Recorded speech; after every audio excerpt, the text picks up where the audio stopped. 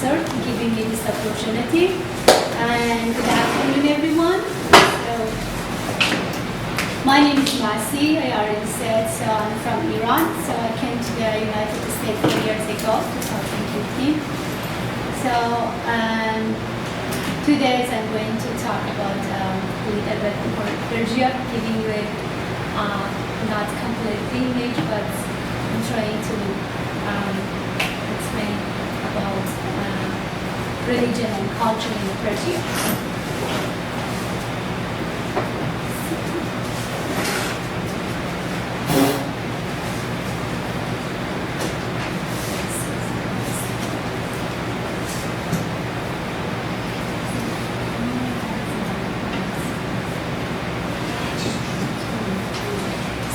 Persia nowadays called Iran has always been at the crossroad of Europe and Asia and also Africa and Asia.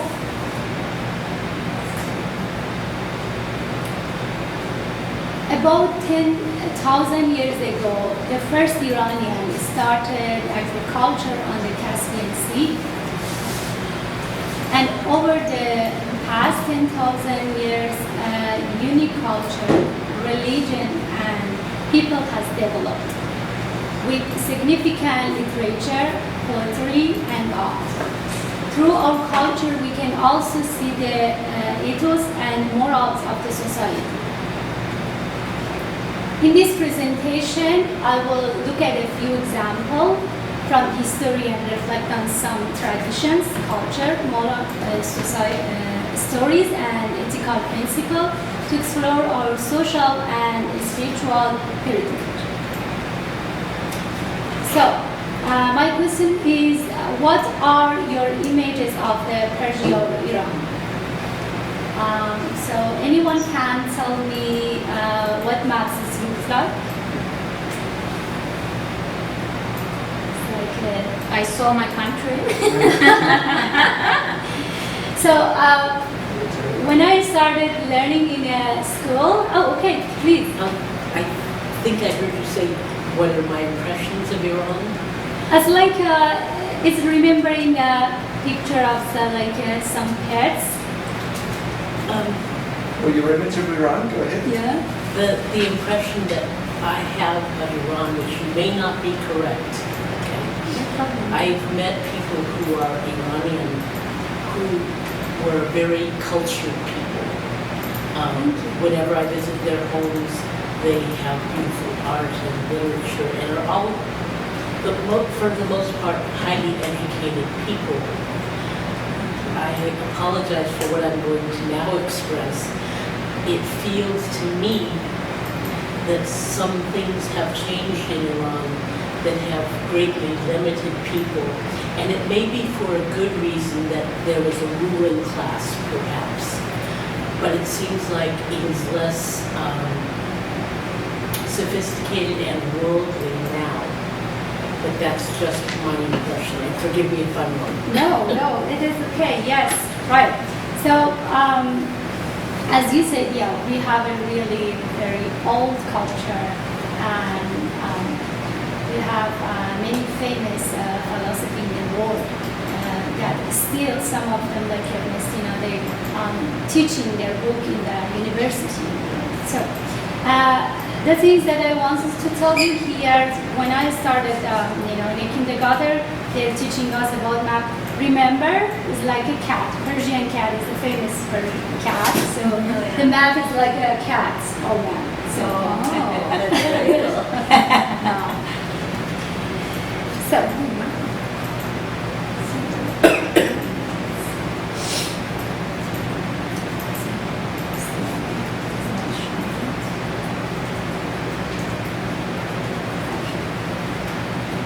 So in the Bible, there are several references to the Persian Empire of the King Cyrus and King Darius. So in Persia, we said Kurosh and Darius. These are the popular name, and still today people, putting these names in their song or books. So in the 6th century before Christ, King Cyrus founded the Persian Empire, which was later overrun in 313 before Christ by Alexander of Greece.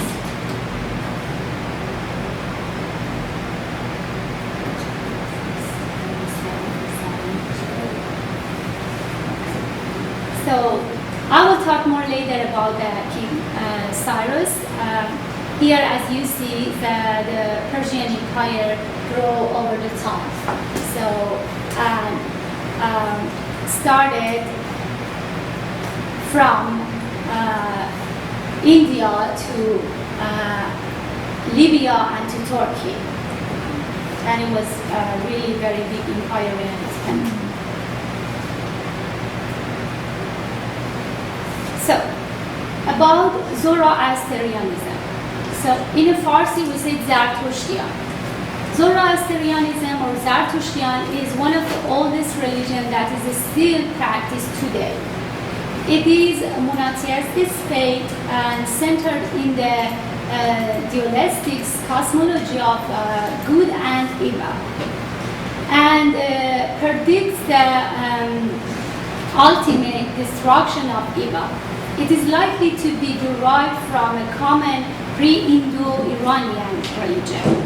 It is ascribed to the teaching of the prophet Zoroaster, that we say Zarathustra. He lived between the 5th and 10th century before Christ and was a vegetarian. Major features of Zoroastrianism, such as the Messianism, judgment after death, and heaven and hell, and free will influence other religious systems, including Second Temple Judaism and Gnosticism and Christianity, Islam and Buddhism.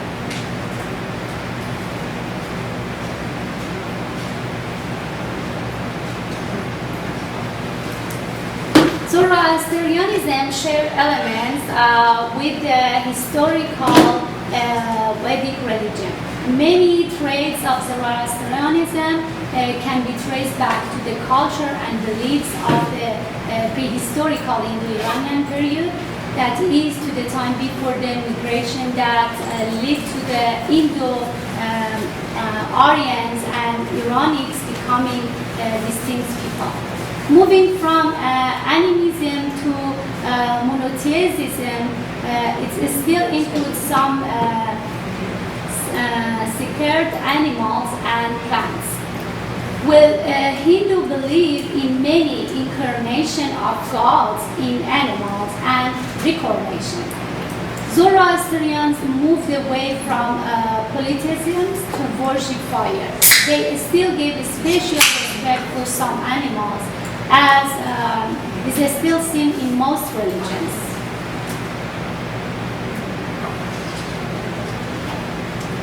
So, King Cyrus ordered rebuilding the grand synagogue in Jerusalem. In the first year of King Cyrus, Cyrus the king issued a decree concerning the house of God at Jerusalem.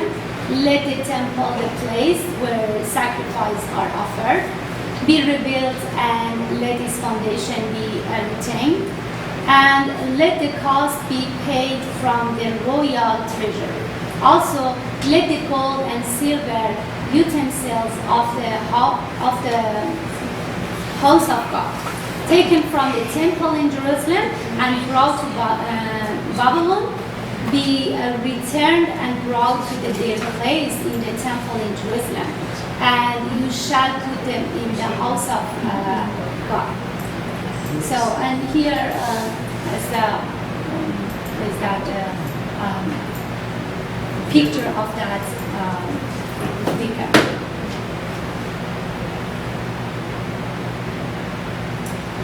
So, 1,400 years ago, in the 7th century AD, Arabs conquered Persia, and since then there has been a continuing conversion of Persian to Islam. But here are still some active Zoroastrian followers in Iran and India, and also in the Los Angeles. By the way, the Arabs came 1,400 years ago from today, and I wonder what will be the religion for the next 1,400 years from now.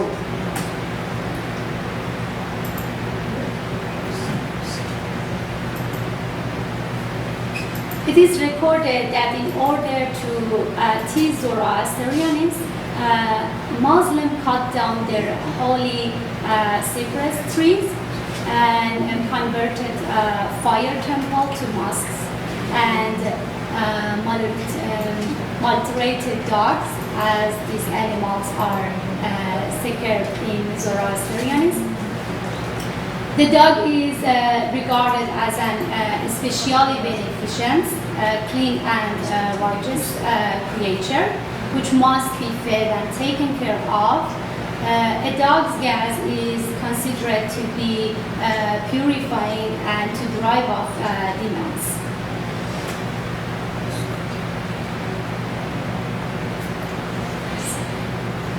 Here, I want to talk about the Genghis Khan to Sufi. Persia was also invaded on numerous times, which led to exposure to idea of different cultures as well. Mongols under Genghis Khan and his grandson Hulagu Khan in the 13th century invaded Iran and cremated the Islam governing of Abbasi Khalifa. In the 18th century, the Safavian belonged to a Sufi religion, ordered and made Shia Islam to the official religion of Iran, undertaking a major conversion campaign of Iranian Muslims.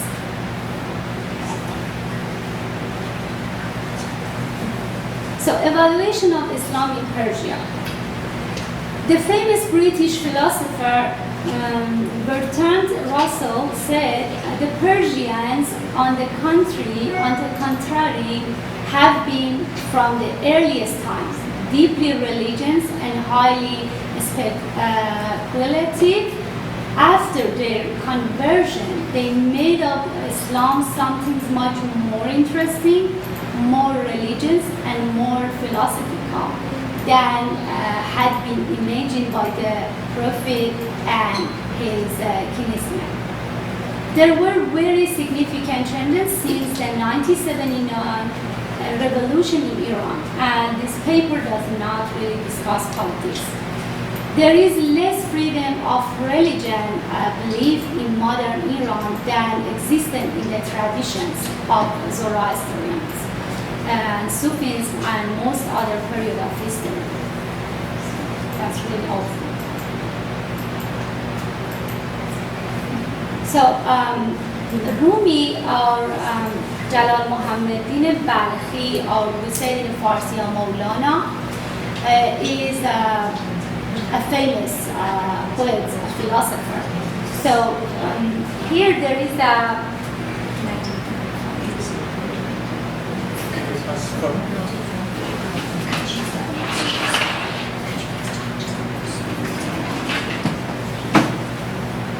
So here is one of his famous poem that actually is translated to the English, but always there are so deeply meaning hiding in the poem that really it's hard to translate.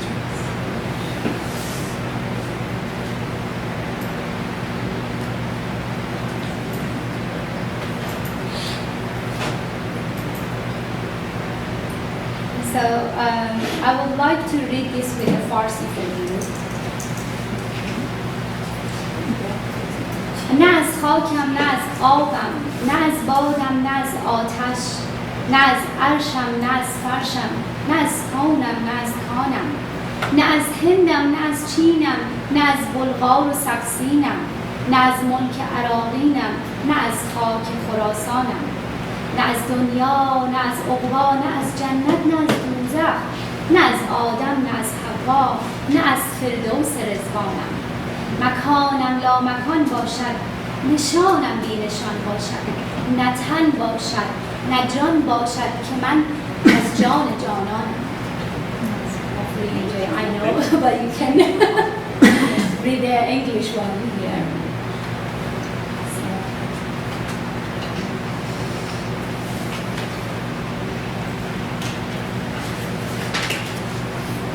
So Bioethics in Iran book. So as you see, this is published a collection of the paper in 2013 that's called Biomedical Ethics in Iran and Application of Islamic Bioethics, edited by Ali Reza Bagheri and the PhD, and then his supervisor was Professor Darren Maser from 2001-2004 in Japan. So for future researchers, there are also many fables and illustration are common in art, which are interesting for bioethics.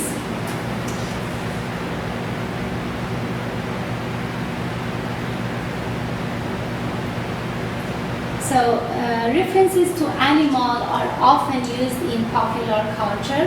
For example, scorpion and morals. You are like a scorpion on the doormat. So this scorpion evokes slyness, accusing the person in question for stinging like a scorpion, and then quietly retreat under the mat or carpet. And this is the translate of the Persian, that the scorpion doesn't sting out of the malice, it is nature to do so. So, but honestly, we're just using it for the mother-in-law.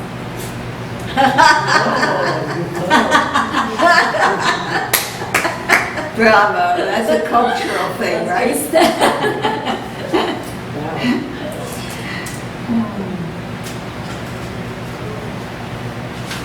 So about the crow, if you hear the crow's call, it is a bad luck to do what you are doing. So, for example, a business deal will not work.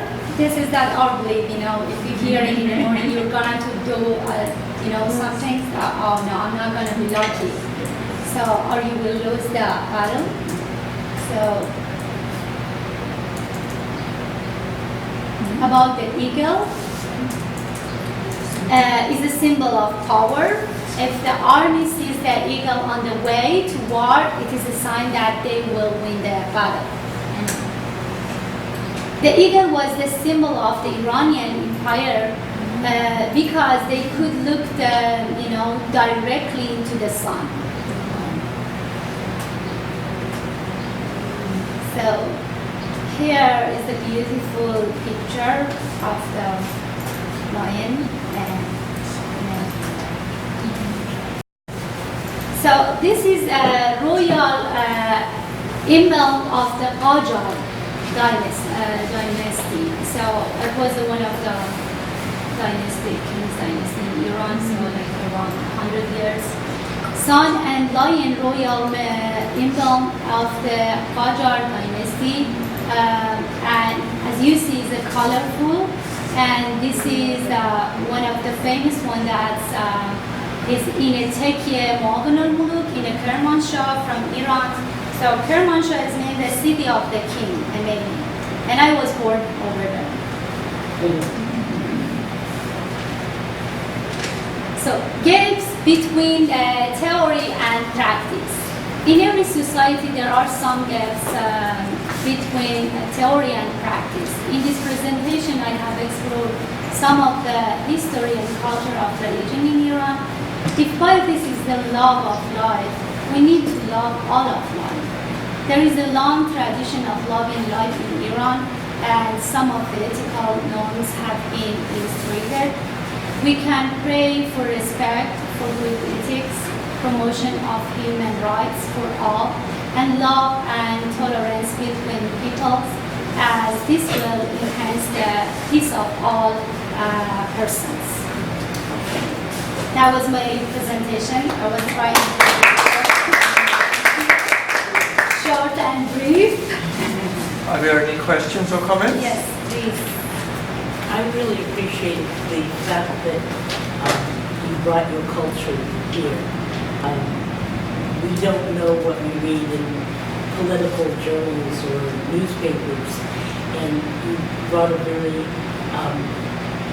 not philosophical, but more an overview of how a citizen feels about the country. I like that very much. Yes, right. So when I came here 4 years ago, and I was wondering, even some people, they didn't know the name of, Iran. And when I say, okay, Persia, they understand what is the Persia. I was surprised why they know us as an Persia instead of Iran. So I know it's so Persia because of the inquiry of the more than 2,000 years ago. But the reason was some people explaining for me, the reason was because of 1970, after revolution and the problem between the obviously America and Iran, I'm not saying people because people, they don't have any problem together with the government. That's why some people, they scared to say, I am Iranian, they said I'm Persian. Yeah. But that's always part of change and anger between governments, not people. Yes, not people, exactly, right. So, Thank you. thank you. Let's see, I got a question. Sure, don't be a With- scorpion. But I'm not like that by nature. I have not seen much of Iranian people other than here in Los Angeles. But they're doing good in business, most of them. So how business runs in their blood in Iran or not? So nowadays it is really hard because there is no really stable, economy and policy. So because of the, this situation, and I think so knows. So, remember, I'm not gonna say, but Iranians so smart and clever. They always can find a way. So I'm not satisfied of myself, but when some people talking to me and I said, so I really, I had a situation to continue my, education, but I didn't. I just got my bachelor 20 years ago in Iran, and I just started working. So, but I was working in a bank as an advisor and office, in financial. That you say is part of my job. So, but when I came here and I couldn't speak English, I couldn't understand, and so, but when I started learning and I got certificate, even I went to evaluate my documents, and take some units or whatever, and people, they told me, we can't leave. And I got the job in the 2 years in an American company. That when I say, 2 years, and I said, really? And they said, okay, did you learn English in Iran, or did you learn any stuff in Iran? But I said, no, just here. So I think so Iranians, so they are really hard worker and smart enough to get that. That makes sense. Yeah. You're I know- an eagle. Thank you. Yeah, I have a friend who came to States like 13 years ago, didn't speak a word of English. Somebody asked him, what's your name? He would do like, just like that. Now he's making $1 million a year. Can 30 years. I ask you a question about clinical ethics? So when there's a lot of time talking about, especially in a place like Los Angeles where hospitals expect to have patients from all sorts of backgrounds, including people who are newly immigrated, finding ways to handle difficult decision-making that's culturally sensitive as well. And the kind of the classic example that gets used a lot of times in case studies is the Iranian family. In a typical sort of clinical ethics conversation a doctor would talk to, if I would say an elderly mother is going through the last stages of a disease. The classic example would be, well, what does she want? Let's be clear about her, clear to her, and let her make the decision, regardless of what her children want, or regardless of what her other family members might want. And that would be sort of the classic example, is that maybe she may want to just end the disease and be done, whereas the children may be not as clear-headed about what's going to happen next. But I've also read examples saying, well, let's be, that example maybe works for a Western or American family, but a lot of families around the world don't work this way. And so I was reading an example just the other day and it said, well, if this is a family, this is Los Angeles Hospital and it's a Persian family, it may be more common to hide the truth from mom. The sons will make the decision for her, or her husband will make the decision for her. But she doesn't want to have the information. And it was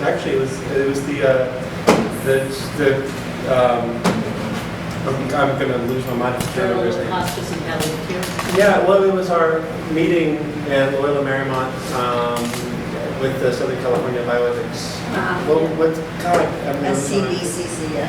Yeah, but that was a recent example, was this very difficult situation where there was an Iranian family, and the children wanted basically the head ethicist at the hospital to be taken off their case because he was insisting on telling mom what the situation was. Absolutely. Is this a common family dynamic? It is. And it is one of the problem. So it's not based on the educated or whatever, It's in a culture. So I am here right now. Sometimes I'm not getting the news or whatever. I'm getting, stress what's happening. And please tell me if anything's happened. I would like to know about my family. Yeah. This is the one of the problem in a culture that when you are kids, your parents let themselves to make a decision for you. So that was one of the problems, not to know about the education. Know is better, for example, about the bioethics. The time that I was in a high school, so many of students, they didn't want to go to to study bioethics or philosophy or, because their parents want they're gonna be a doctor or a lawyer or accountant, something to just making money, and that he said the business and money. But nowadays it's better. But about that one, it's still I see some family they trying because they say, oh, we don't wanna put him in a pressure, but in a deep American culture is saying, I have a right to know the truth. That's my life. I need, and I'm agree with this part. And even my friends that she wants to her daughter, just repeat the class because she thinks she's not ready to, jump to the high school. So, and then the teachers, they told her, no, you cannot make a decision for your daughter. She's enough, she's 13 years, she needs to decide if she want to repeat the class or not. But she wants exactly doing in a Persian culture, okay, I'm your parents, I know this is better for you. Ariana. So in my training in bioethics, I was told to use the waiver of informed consent, which basically says that since I want to respect your culture, and I do not know quite how you practice your version of your culture, that I can't say, okay, we just won't tell grandma, because that's not your or my right to do. But I also don't want to tell grandma if she doesn't really want to know, right? So out of respect, I'm supposed to go to grandma, and I always say it very generically, like, a lot of my patients, they want to know everything, they want to know their information, make their decisions, and then I've got other patients, they don't want their information, they want someone else to decide. Yes. What do you think? So I'm not putting any pressure, I'm saying both options are valid, and then the patient, grandma, can say, talk to me. My kids are going to tell you to talk to them, talk to me. Or, no, I don't want to decide. Like even my own dad waived his autonomy to me when he got too ill. He's like, I just don't feel, I don't have the energy. So I'd be curious, and anybody in this group with the different cultures, would that be acceptable? Or is that an illusion of American bioethics that that's okay for us to do? So I would say it's the case in Turkey as well. I'll share a funny story. So when I have started my clinical years, we have to go to see patients and practice taking history. So I went to this patient's room. This was an old man suffering from pancreatic cancer. So we have to ask past medical history, past, do you have diabetes, asthma, hypertension, so on and so forth. So I said, I was at the beginning of clinics. I said, okay, I know you have pancreatic cancer. Any other disease do you have? I did this. And there were his wife and his son speak English to me. And do you understand English? He doesn't know the disease. I said, oh my God, what I did. And later on, I heard that later on my practice, during my internship year, for example, in general surgery, we have this patient. The patient originally knows his diagnosis. He's suffering from rectal cancer.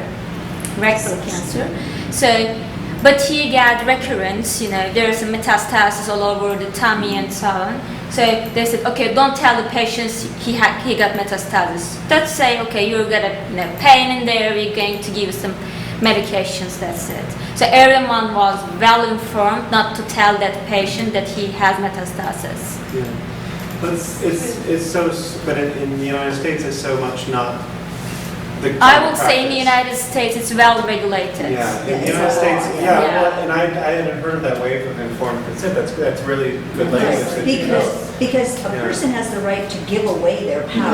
Yeah. Because they can also claim it back. Yes. That's why the person, if they have capacity to. It's just remarkable because it seems like it's so much the standard in the United States. Yes. Is you expect everyone to know the disease, to want to know everything about their treatment, to want to make every decision themselves, and it's really the outliers. It's really the unusual case where you waive your right, and to do so you have to have special paperwork, and a lot of doctors don't want to deal with it either. By the way, like I work at a cancer center where a lot of our patients are receiving chemotherapy, so long term, months at a time, really years at a time, for coming into the clinic 30 times over the course of a month to receive hours of treatment. So I want to know, what do they think they're doing here? Right. It says Cancer Center on the front of the building. I don't know. But we have one patient, and most of our patients, I live in Santa Barbara, most of our patients are very aware, they're very engaged, and all the doctors are great, and they're very, involving all the patients. We had one older man who's with us right now. He comes in every time with his daughter, and he doesn't understand why he's there. He doesn't understand what's going on. He doesn't really understand. And his daughter's taking all the decisions for him, and it's amazing to watch how the staff and the doctors, it also causes them a lot of stress. He's a really nice man, and he seems competent. He doesn't seem like but maybe that's just how he's presenting to us. He may not have capacity. Well, yes, he doesn't. She has the legal paperwork to have power of attorney over him. So That doesn't mean exactly. that he loses gas. We're rehashing the conversation we have there all the time because it's sort of. But then how much do you want to disrespect their family? Because if this is their family, But your fiduciary obligation is to the patient. As much as we all panic about what is the family thing.